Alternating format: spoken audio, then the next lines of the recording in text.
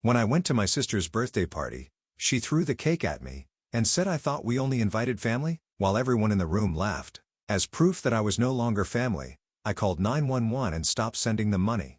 I can't put anything from someone else in my mouth because it's scary. At the entrance of my parents' house, my younger sister, 8 years younger than me, uttered these words. I had come to visit my parents' home to celebrate my sister's birthday. She forcibly took the birthday cake I brought from me. The cake hit me while still wrapped, horribly losing its shape. I couldn't believe this was happening. Seeing me covered in cake debris, my parents were holding their bellies laughing behind my sister. Shocked by the situation, I was dumbfounded, and my parents, out of breath, treated me like a stranger, just like my sister. It's because your last name has changed. If our last names are different, we're not family anymore. I never thought of being considered a stranger just because I took my husband's last name. When I questioned them, my parents looked surprised for a moment, then burst into laughter again. Kate was like a housekeeping expert from the beginning, wasn't she? We always wanted a cute child. Unfortunately, it's your fault for being ugly by nature. I felt a cold air streaming into my heart. A woman who marries into another family is a stranger now. While leaving those words, my sister grabbed the gift I had and said, I'll take just this, contradicting herself. We plan to celebrate with family only, so please leave if you are an outsider. My mother waved me off as if chewing an animal, and I accepted the family's request. Then I announced the cessation of my financial support. I had hoped to see even a hint of worry, but my parents and sister just laughed it off as a joke. A month later, the family, now strangers to me, angrily demanded, what is going on? Explain the situation. My name is Kate. At 28, I maintained excellent grades from elementary to high school and went on to a state university. After graduating, I was able to secure a job at a fairly well-known company. One might think I've had a smooth sailing life, but my childhood was not like that. Until the second grade, I thought we were just an ordinary, albeit not wealthy, family. The birth of my younger sister Abby, 8 years younger than me, significantly changed my life. Delighted with their newborn, my parents began to dote on her, gradually paying less attention to me. Being ignored might have been better, but busy as they were, my parents started dumping all the household chores on me. This phenomenon is known as young carer, where children 18 regularly handle household chores, family care and caregiving that should be done by adults. When I first heard this term, I thought it perfectly described my situation. As soon as my mother brought Abby home, she yelled at me while I still had my school bag on. Kate, get dinner ready as soon as you get home. Your usual cooking is so tasteless, put more effort into it. I had never been taught how to cook by my mother, and I hadn't even taken cooking classes at school yet. Knowing that saying it was impossible would only lead to scolding, I studied beginners' cookbooks I found in the library. I vividly remember being reprimanded by my parents when shells ended up in my first attempt at scrambled eggs. I was also criticized for the meals being too simple, but that was the best I could do at the time. Using ready-made and frozen meals, I somehow managed to provide decent meals, albeit continuously facing criticism. Now as an adult, I question the dangers of letting a child cook alone. The toilet is dirty. You're old enough to clean properly now. My father would scold me harshly whenever he found even a minor dirt. General housekeeping, especially cooking, cleaning, and laundry, was my responsibility. Every morning before going to school I would hang the laundry, and after returning I would take it in. If it rained, it was my fault for not checking the weather forecast. Despite not being allowed to watch TV, I wondered how I was supposed to check the weather. This clearly went beyond normal chores for a child. Now I understand how abnormal it was, but back then, it was considered normal, and I never questioned it. While doing the housework and envying my pampered sister, I often wished I could be like her. In that environment, I was always thinking about how to avoid being scolded and praised by my parents. As a result, I honed my housekeeping skills, and was able to achieve top academic grades. However, no matter how perfectly I did the chores and excelled in my studies, I never received a word of praise from my parents. Even when I became able to cook delicious meals, I was criticized. You finally managed to make a decent meal. You really are clumsy. Even scoring full marks on a test was met with sarcasm. A smart woman is not attractive. During my last summer vacation in elementary school, my independent research was selected to represent my school at a national contest. I was excited to please my parents in a field other than housework or academics and eagerly reported it to them. However, they scolded me. What? You were wasting time on a research project? If you had that much time, couldn't you have cleaned the house and helped your parents more? By the time I graduated from middle school, I had given up on expecting praise or kind words from my parents. I simply aimed to live my days without being scolded or criticized. Seeing this, Abby gradually began to look down on me. Even as I hoped to attend university, she mocked me. You, who are bad at studying, going to university, Don't make me laugh. I thought to myself that I didn't want to be told that by someone who scored 60 points at best in elementary school tests, but I never argued back. If I did, it was clear that I would face severe reprimand from my already strict parents.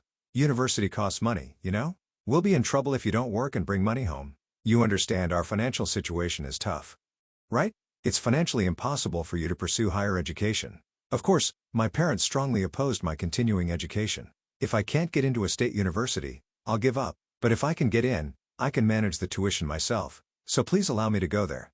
I pleaded and finally got permission, but life after enrolling was even more difficult. Far from helping with tuition, my parents even tried to burden me with household expenses. Despite knowing that the money I earned from part-time jobs went to my tuition, they coldly said, "Since you wanted to study further, it's only natural for you to support the family. If you can't manage, just quit university," they said indifferently. Afterward, I cut back on sleep to work part-time, and somehow graduated from university. Because of that, I have no fond memories of my college days. I was too busy with work, household duties, and studies, unable to make even a single friend, spending my days far from the ideal campus life I had imagined. In my family home, I felt unloved, had no friends, and harbored fears of living my life needed by no one. During this time, I met someone at work who was the first to say he liked me, warming my heart. He was my senior Brian, who was in charge of my training. After dating for about 2 years, we got married when I was 26. Initially, my parents strongly opposed it, but I somehow persuaded them, and now I live with Brian, who has become my husband.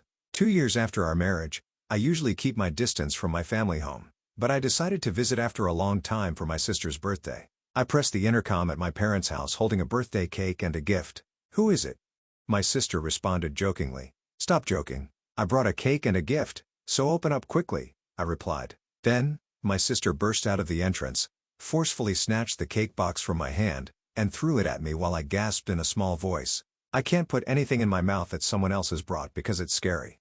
The cake hit me, losing its shape. Behind my sister, my parents were holding their bellies, laughing at me covered in cake debris. "Look at that stranger." I just stood there dumbfounded by the shocking scene.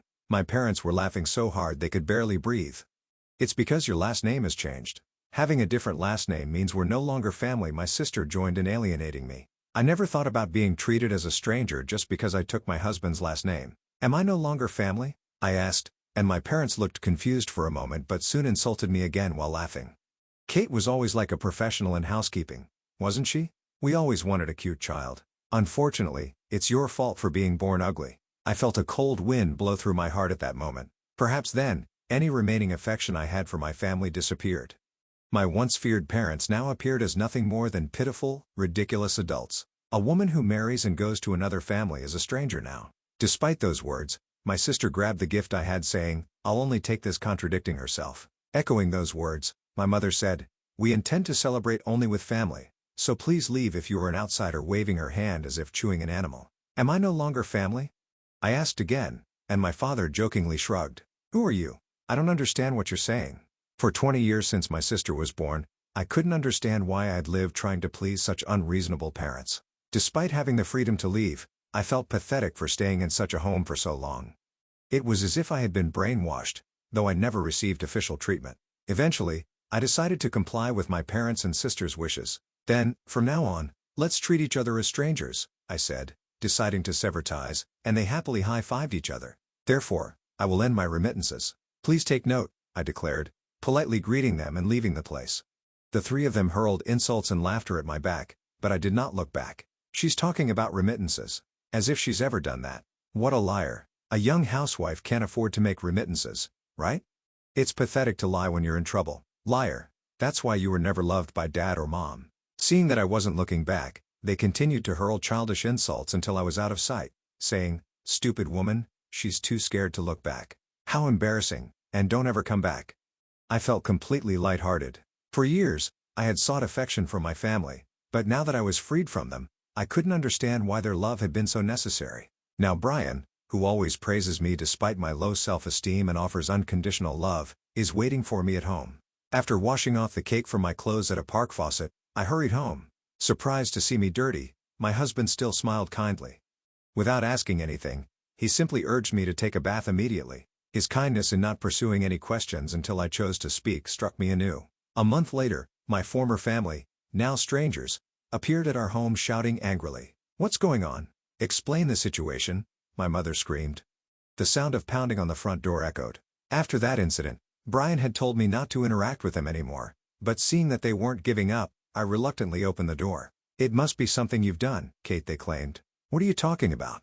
I genuinely couldn't understand. It was natural, given that they yelled without explaining anything. "I couldn't pay for my private university tuition," my sister complained. She attends a well-known private university with high prestige and departments that admit students with moderate grades. Unlike me, she never had to help at home or work part-time, and with moderate effort, she was allowed to attend tutoring. "How does that mean I did something wrong?" I continued the conversation calmly. Regarding that matter, university tuition was usually paid from a household account in my father's name. My parents managed the account, and I didn't know the PIN, so it was impossible for me to be involved in the payments. However, I have some guesses about the real reason the payment stopped. Before I got married, I used to deposit $500 monthly into that account. This amount didn't include food expenses, and I was continually told Kate should pay for the food since she does the cooking, covering the food costs for 4 people with my own money. In fact, I might have been spending nearly $1,000 a month. When I decided to get married, my parents opposed it as they said, "What if we lose the person who does the chores?" and complained, "Do you think I can work and do the housework? What if I collapse?" What a heartless daughter. While showing reluctance toward my marriage, then, I managed to get marriage approval by agreeing to double the remittance. It seems my parents had completely forgotten about that promise. However, it's strange that we're running out of money even though we're living the same way as before. I decided to confront my parents with reality. "Isn't it because the remittance from your daughter, who has become a stranger to you, has stopped?"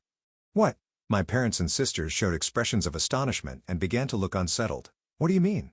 Dad, weren't you earning something on the side?" my mother asked my father. "No way. Side jobs are prohibited at my workplace. I thought Abby was earning something from a job." "Did you both forget having told me I didn't need to work?" Abby retorted.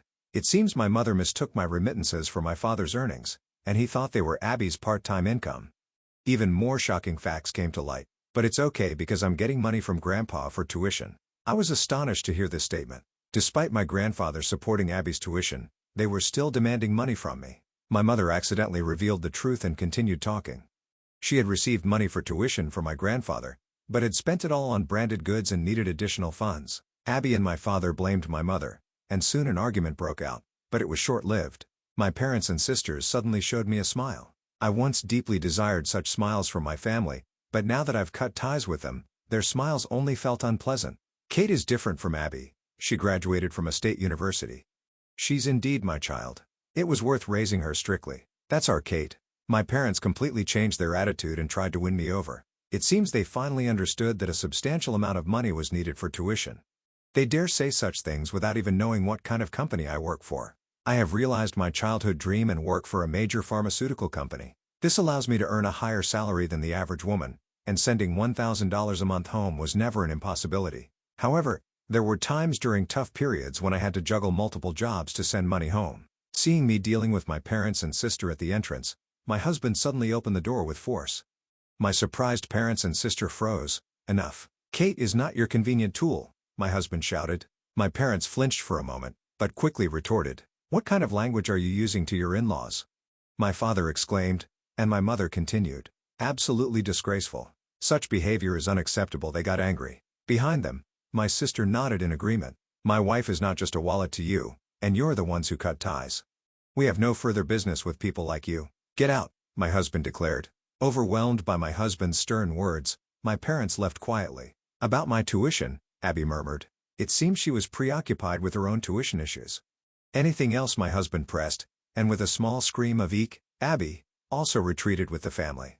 However, we didn't think that they would give up so easily. They continued to come to our house and called frequently from the next day. I consistently ignored these attempts, but eventually, Abby began to obstruct my way. One day, seeing Abby in front of the entrance, I entered the house through the back door and spent time at a cafe to avoid her.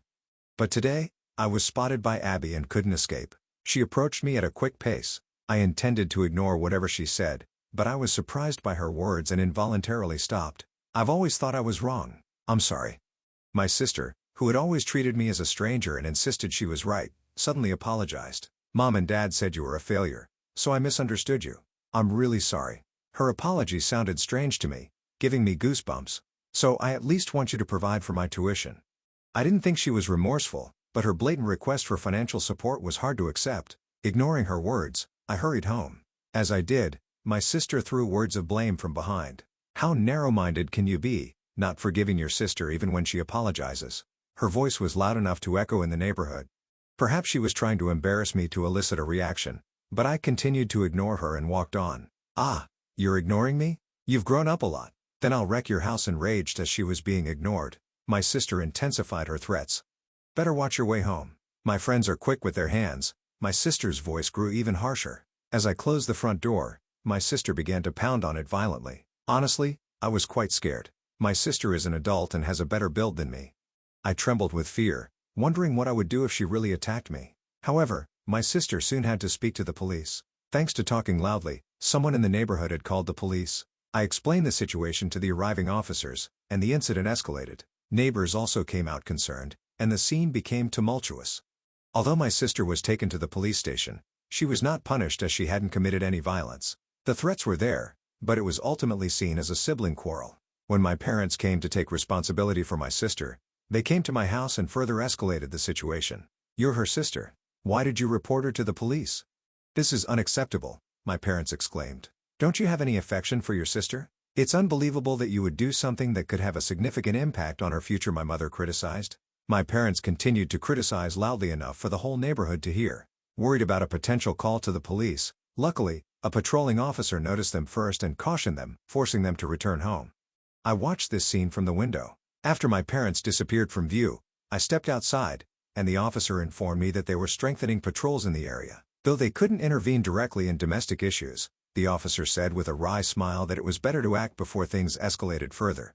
It was reassuring, but the police wouldn't always be there to watch over us, and there was still a chance that my family might come when they were not around. We needed to take swift action.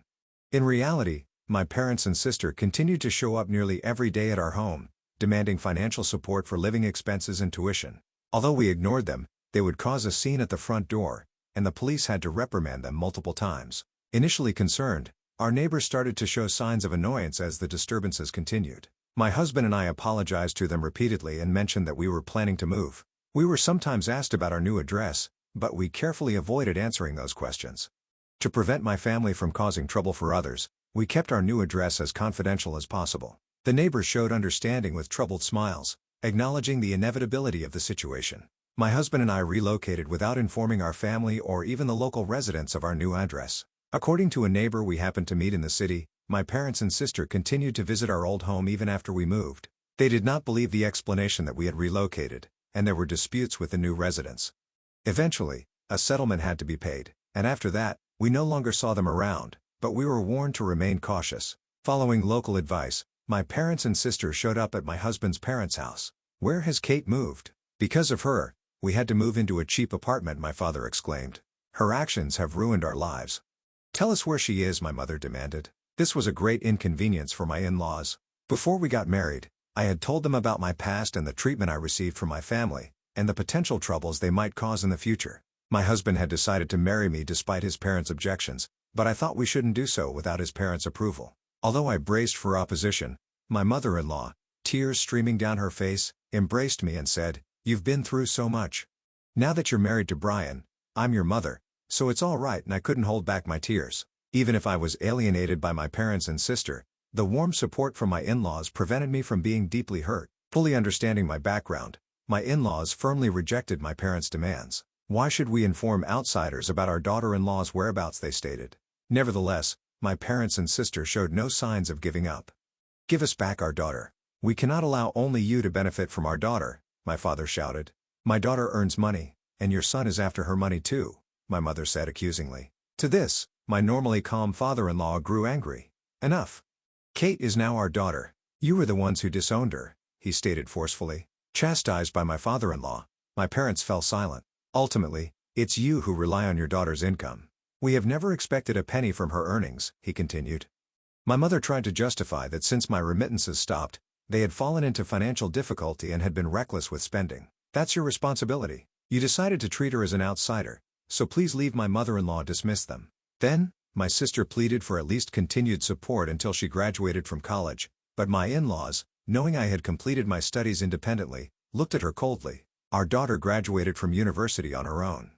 She fulfilled her role as the successor without parental support, so it's only natural to expect the same from you." My sister blushed in response to the irony. Despite this, my parents and sister insisted on staying until they got the information they wanted, but finally left when my in-laws threatened to call the police. I am deeply grateful to my in-laws. After that, due to financial difficulties, the relationship between my parents and sister rapidly deteriorated.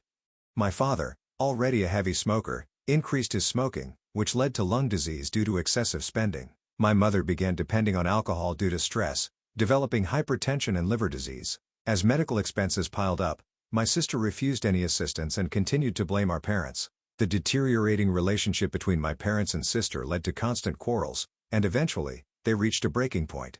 My father and mother kicked my sister out of the house. My sister tried to return home, but my mother rejected her, saying I cannot have a daughter who doesn't care about her parents' illnesses to look after us. I know all this because they took turns showing up at my in-laws' house, blaming the other two, justifying themselves, and seeking help. They have been asking my in-laws to contact me. In each case, my in-laws have firmly refused. Feeling that I cannot continue to burden my in-laws, I considered planning a countermeasure when my parents and sister visited my in-laws' house together, knowing it would cause tremendous inconvenience.